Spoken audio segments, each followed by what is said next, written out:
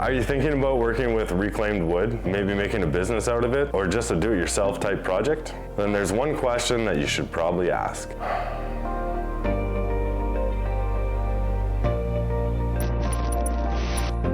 Welcome to The Den, Authentic Barnwood. My name is Troy, and this channel is all about the sourcing, salvaging, and reclaiming of antique wood.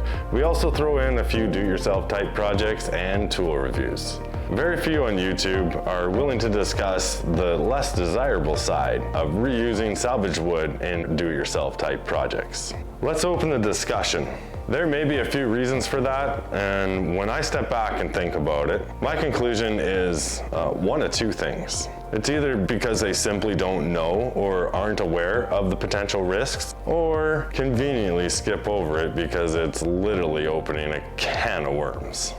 Right off the bat, we must make something clear, and that is that not all barnwood contains bugs. So keep that in mind going forward, because there's some notion that's kind of been instilled in everyone that this old wood is no good, and for these various reasons that we're going to speak about in this video. When it comes to using barnwood for do-it-yourself type projects, there are some common issues that can arise. One of the most significant concerns, yet rare, is the potential for the presence of bugs. These unwanted critters can be hiding in the wood, waiting to wreak havoc on your project. If you don't take steps to eliminate them, you could be left with damage, rot, and even structural weakness. Not to mention bad reputation, just really an unpleasing circumstance. So what are the options? Well, probably the easiest is you could simply do nothing about it and face any potential consequences. Back to this in a minute. Or you could take a more proactive approach. One method that can be used is pesticides. No, wait, I know,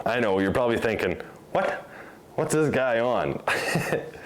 Maybe he's on pesticides. No, just hear me out here. They can be extremely effective, but they also come with their own associated risk as well. I mean, it's right on the can. Here's something from my own personal experience where we tried using pesticides on barnwood just to make sure that our customer had the frame of mind or peace of mind that the wood coming into their home was going to be bug-free.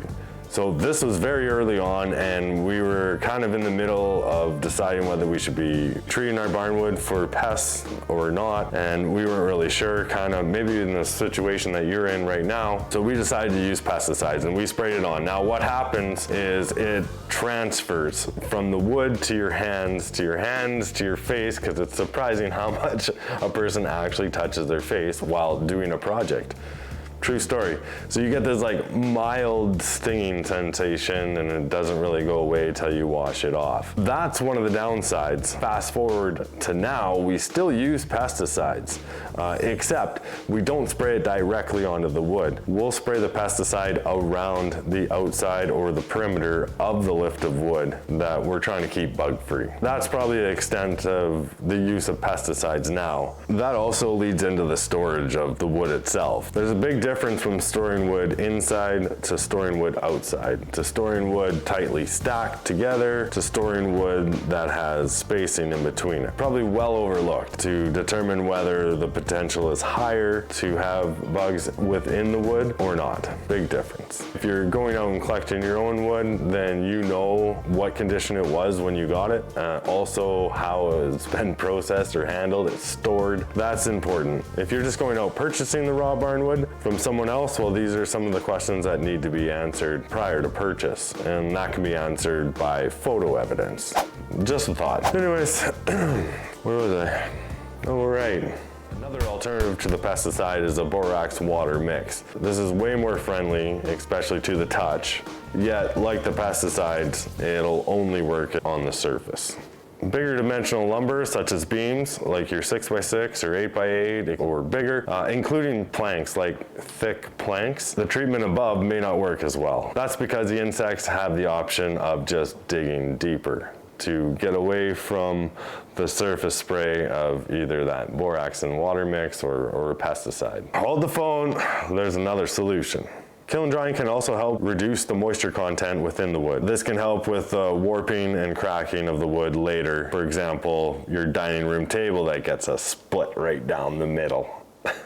Although that is one advantage to reclaimed wood, it's had time to dry and the moisture content is generally what ambient is. So somewhere in that 8 to 12 moisture content. It's not as important, and precisely why it's a gray area, knowing that half of the process is already done by air drying for about 80 or 100 years. Of course, kiln drying isn't a foolproof solution, and it's not without its own limitations or setbacks. For many woodworkers, it is becoming an essential step, especially for woodworking businesses that can't chance the risk of putting their name and reputation on the line based on there may be a slight chance that there's bugs inside this beautiful mantle. Here, go hang it in your house. So there's a local business, at least within the ballpark of where I'm living and working, and they shared a story with me. Now this was some time back when they started. They've been in business for over 12 years now, but early on they weren't kiln drying their wood. They took down a barn. They had a really nice stack of wood. So taking down a barn, like, you know, that's, I don't know, 3 weeks, maybe 3-4 weeks by the time it's all said and done. I don't know how they did it or how many people, the circumstances there, but there was a considerable amount of time spent. Now they take all the wood, they brought it back, they prepared it, they made it into something to go into people's home. And shortly after, they got a phone call saying that there's bugs in their dining room table. Like, they're coming out of their dining room table. He's like, oh my God. So they took the table back, and what they did, they actually burnt all the wood that they collected from that barn. They took the other sales and brought them back and remade the tables and sent them back out. Oh my God, what a story. And I'm like, oh. Anyways, studies have shown that it's extremely effective. Also, it could potentially increase your profits by 30%. I read that recently and I'm like, yeah, of course it should increase the profits because it's gonna cost something to get it done. However, for those that are willing to invest the time and the money, kiln drying can provide a level of assurance that can be hard to find with other approaches, like virtually impossible. It's an amazing way for businesses to one-up on the competitor, or at least pull themselves out of the Facebook marketplace and bring them up to a level offering a better product. I said that I would go back to the part where we would just do nothing with the barnwood. No pesticide, no kiln dry, no nothing, just straight up use it. Now, I think that is a great option as well, depending on what you're doing.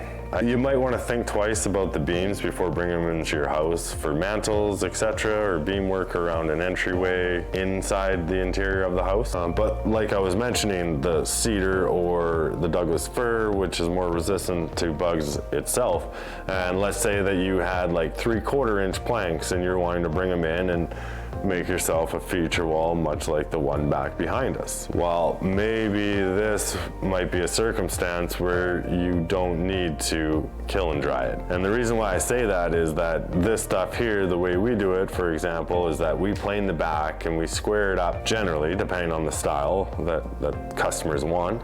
But we do the extra work on it, and so we're handling it. It's in a heated environment. Even after planing it, like the tracings of the bugs aren't even there. The holes, the little squiggly lines that you find within the wood, I mean, they're not even there. So in those circumstances, yeah, I feel 100% comfortable putting that into somebody's house, even my own. It really comes down to your risk tolerance and what reputation you have if you're a business putting it out there, and are you willing to go through that story that I told you earlier of taking everything back and having this whole customer service panic emergency situation. Yeah, I'd love to hear what you guys do. That's what the comments here are for. I'll do my best to reply to each and every one of you. And if you want to make your own feature wall and bring this barnwood into your house, you might just want to watch this video next. Thanks for watching, guys.